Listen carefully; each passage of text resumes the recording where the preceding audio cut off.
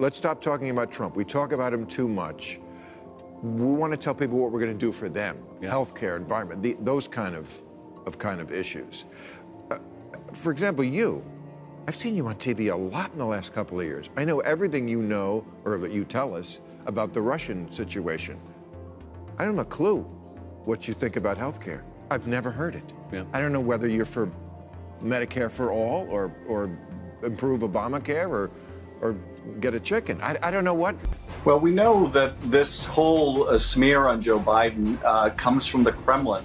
That's been clear for well over a year now, that they've been pushing this false narrative about the vice president and his son. Just a few days ago, we showed you Bill Maher roasting Adam Schiff like a marshmallow at a bonfire for his massive, shameless hypocrisy and the way it sent shockwaves to the already crumbling Democratic ranks. But guess what? We're not done yet. This is part 2, and it goes even deeper into Schiff's wild double standards and his all-consuming obsession with Donald Trump. Yeah, it's giving full-on Trump derangement syndrome. If you haven't smashed that subscribe button yet, now's your chance, unless you want to miss more chaotic political drama served piping hot. Now, pay close attention, because Schiff wasn't just criticizing Trump back in the day. No, this man was practically composing love songs to the idea of seeing Trump indicted. We're talking years of breathless interviews, fiery speeches, and headlines that screamed, "The walls are closing in."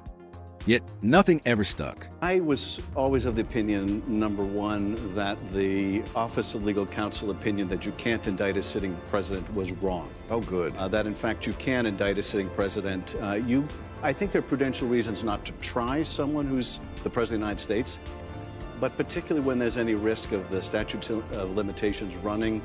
If the president commits a crime, they should be indicted, and you should stay prosecution. So, but frankly, I had no expectation that that would be the course Mueller would take, even if the evidence supported it, because he is fundamentally conservative, and I don't mean left-right conservative, but he was going to follow the established policy. He was not going to make new ground. So I didn't think it was realistic to expect that he would indict the president. And those that did, I think, were unrealistic in their expectations. Schiff turned his anti-Trump crusade into a personal brand, and the media ate it up like candy. Look, we get it. He's a Democrat, so of course he's going to root for Biden like it's the Super Bowl. But acting like Trump is the literal boogeyman every time a guy sneezes, that's not political commentary. That's obsession. And here's the real question. Is this what America needs right now? Politicians acting like fan club presidents instead of public servants? The country is already barely holding it together. What we don't need is another phony playing dress-up as a truth-teller while fueling the same tribal drama that's tearing everything apart. Accountability isn't supposed to hit a dead end just because someone's wearing the right party jersey. But for folks like Adam Schiff, that concept might as well not exist. To them, power is everything. Keeping their party on top, priority number one. And the rest of America? Hey, they can crash and burn, as long as it doesn't mess with the agenda. Now, you might be asking, where is this going? Fair question. So check out this wild clip, and when we're back, we'll break it all down. Did you hear Bill Maher actually say Schiff was acting like a Trump stalker? Because let's be real, that's not even an exaggeration. Schiff was completely locked in on taking Trump down, whether it made sense or not. Rain, shine, or zero evidence. He was going to push for impeachment like it was his life mission. And during those years, he treated the Russia collusion narrative like it came straight from the heavens. But here's the twist that popped the balloon. Robert Mueller, the actual special counsel, came back with nothing. No solid proof. No explosive revelations. No smoking gun. Just a big, fat maybe. And even that was a stretch. Still, Schiff was front and center, night after night, grinning on cable news, hyping up hysteria like it was a sport. At that point, it was never about the facts. Schiff wasn't hunting for justice. He was chasing clout headlines and that sweet partisan spotlight. When someone's obsessed, truth becomes optional and due process. Just another roadblock in the way of their political fantasy. And slowly but surely, Bill Maher is peeling back the curtain on all this hypocrisy. But trust me, it gets even wilder from here. This was our big gun. Now it just looks like you're stalking him. I think in the eyes of the people who don't follow it that closely, which is most of the country, here's the thing about Bob Mueller. He's like the last person, maybe the last thing in America that left and right agreed on. Left and right basically agreed. this is a guy of honor, this is an honest guy, this is an honest broker. Whatever he says goes. Americans are not into details. Don't read it to me, Bob. Just give me a thumbs up, a thumbs down. The fact that he was like, I don't, if you couldn't impeach before, how are you going to impeach after? Schiff was never chasing justice. Let's not kid ourselves. It was never about the truth. It was about one thing and one thing only: kicking Trump out of office by any means necessary and sliding his favorite political puppet right into the Oval Office. If you read between the lines, it's not even subtle. Schiff wasn't out here fighting for accountability. He was out here strategizing like it was chess. Every move, every speech, every so-called bombshell was aimed at flipping the power switch back to his party, no matter the cost. And here's the dead giveaway. If Schiff really had bulletproof evidence, if his case against Trump was as ironclad as he claimed nonstop, then why was he already whispering about a likely acquittal before the trial even kicked off? That's not the swagger of a man holding all the cards. That's damage control from someone who knows the whole thing's just political theater. He wasn't standing up for the Constitution. He was performing for cameras, donors, and party loyalists who wanted blood. Here's the awful dilemma that we face. If we don't impeach him, that sends a message that this kind of conduct, this obstruction of justice, this kind of willing use of the help of a foreign adversary, all the lies and cover-up, that this is non-impeachable. At the same time, if we do impeach him, and he is acquitted as he would likely be acquitted, then the message is those are not impeachable offenses. At the end of the day, Bill, there's only one way to deal with this problem, whether we impeach him or not, and that is to vote his ass out of office.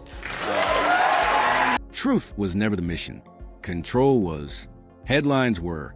Boosting his team's scoreboard was a real endgame. And just when it seems like it couldn't get more obvious, boom, Bill Maher steps in and swings hard with a question, so sharp it slices straight through Schiff's whole act. Maher's got a gift for calling out the game, and in this moment, he wasn't pulling any punches.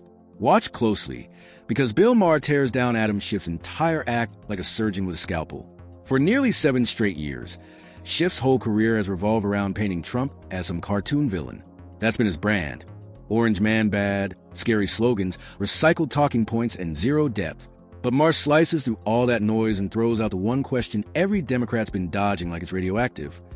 Okay, let's say Trump really is a monster, but why should we vote for your candidate? Boom. Silence. Not a single strong answer in sight. Then he goes even deeper. What does Adam Schiff actually stand for? What's his vision, his message, his plan? Besides ranting about Trump 24/7, what's he got to offer the American people? And that's the real gut punch. He's got nothing. The guy isn't known for bold ideas or leadership. He's just the loudest anti-Trump echo on the block. Strip away the rants, and what you're left with is a political empty suit, holding a mic and chasing airtime. Let's stop talking about Trump. We talk about him too much. We want to tell people what we're going to do for them. Yeah. Healthcare, environment, those kind of issues. For example, I've seen you on TV a lot in the last couple of years. I know everything you know, or that you tell us, about the Russian situation. I don't have a clue what you think about healthcare. I've never heard it. Yeah. I don't know whether you're for Medicare for all, or improve Obamacare, or get a chicken. I don't know what. But here's where the hypocrisy hits level. Absurd. After preaching for years about how sacred truth and justice are, the moment the Hunter Biden laptop scandal exploded, arguably the biggest political bombshell in a decade, Schiff folded like a lawn chair. Instead of demanding answers, he threw himself straight into damage control. He didn't just look the other way. He went all in, defending Hunter full throttle, zero hesitation. And when people started asking real questions, Schiff didn't encourage transparency. He attacked them. Even the poor repair guy who uncovered the whole thing wasn't safe from his wrath. All that righteous outrage, gone. Just like that. Gotta give props to John Paul Mac Isaac. The man kept his cool and his sense of humor. Even while getting dragged to the national mud pit, he cheekily nicknamed Adam Schiff Adam Schiff. And let's be real, that label fits like a glove. Because Schiff didn't just bend the truth. He shifted it, flipped it, and stretched it into a tool for pure political gain. In any normal democracy, a guy like John Paul, someone brave enough to step forward and reveal the dirt on Hunter Biden's now infamous laptop, should be celebrated, protected, heck, maybe even rewarded for having the guts to speak up and expose corruption. But not in Schiff's version of America. Nope. Instead of digging into the facts, Schiff pulled the emergency media lever and jumped on national TV to do what he does best: spin, smear, and destroy. And who was in his crosshairs? John Paul, the guy who repaired a laptop. Suddenly, he's a Russian spy. John Paul, we know that your life has been turned absolutely upside down because you were accused of spreading Russian disinformation. Tell us about the last few years and what led you to file this lawsuit. Good morning, Carly. Thanks for having me on the show. Well, the last couple of years have been pretty tough. It was pretty quick out of the gate that I was labeled a hacker.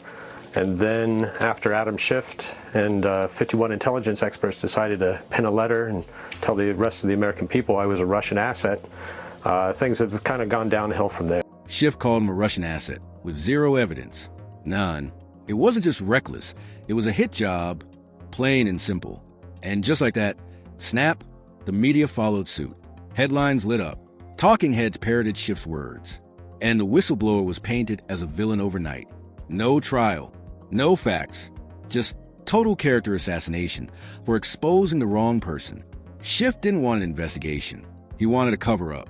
And instead of truth, he pushed a narrative, declaring the Hunter Biden laptop story was Russian disinformation without so much as lifting a finger to verify a single claim. It was nothing but wild finger-pointing wrapped up in the disguise of a national security threat. Adam Schiff marched onto national television and straight up lied to the American people. He didn't hesitate. He didn't flinch. He told everyone the Hunter Biden laptop was fake. The story was a fraud. The whole thing, he claimed, was a dirty setup by, you guessed it, bad actors like Rudy Giuliani. In his words, this was nothing more than a Kremlin-style hit job, a last-minute election trick cooked up to take down Joe Biden. Schiff wanted Americans to hear Russia and instantly tune out, to write the whole thing off as another hoax. Problem solved, right? Wrong. Well, we know that this whole smear on Joe Biden comes from the Kremlin. That's been clear for well over a year now that they've been pushing this false narrative about the vice president and his... Here's the real twist. The laptop? Absolutely real. The emails? 100% real. The shady business deals, influence peddling and backdoor foreign money? Also real. Schiff didn't just make a mistake. He deliberately misled the public to shield his party star player during a critical election. And what do we get now? Accountability? Transparency? Not even close. Just silence. How convenient. It's no wonder people like Bill Maher and so many others are sick and tired of these partisan actors pretending to be moral leaders. Schiff's not alone. He's part of a whole generation of politicians who are totally locked into their party script. They twist every issue through a tribal lens and never, ever call out their own side. Country takes a backseat. Loyalty to the party comes first. And Americans are the ones left in the dark. If Donald Trump so much as jaywalks, they're ready to throw a parade for his arrest at sunrise. But when it's Joe Biden's son tangled up in a full-blown scandal, suddenly it's all Russian disinformation. And don't believe your lying eyes. The double standard is insane. I want a group of people who are not ideologically captured by either side. I am tired of the extremes and the extremists who dominate the debate. They have the megaphone and we hear them more, but I don't think they represent what most people in the country talk about. I think almost any issue you could actually come up with a reasonable middle ground. Let's be real. It's not about justice, truth, or integrity anymore. It's about circling the wagons around their political tribe and defending their power like it's life or death. That's not leadership. That's desperation in a suit. These folks aren't public servants. They're party soldiers playing a cutthroat game that's dragging the country through the mud. And if we don't wise up, they'll keep pulling all of us into their toxic trench of division, lies, and decay. It's way past time to start calling them out. Loudly, let's stop pretending these people stand for something noble when all they really care about is holding on to the spotlight and crushing anyone who threatens their script.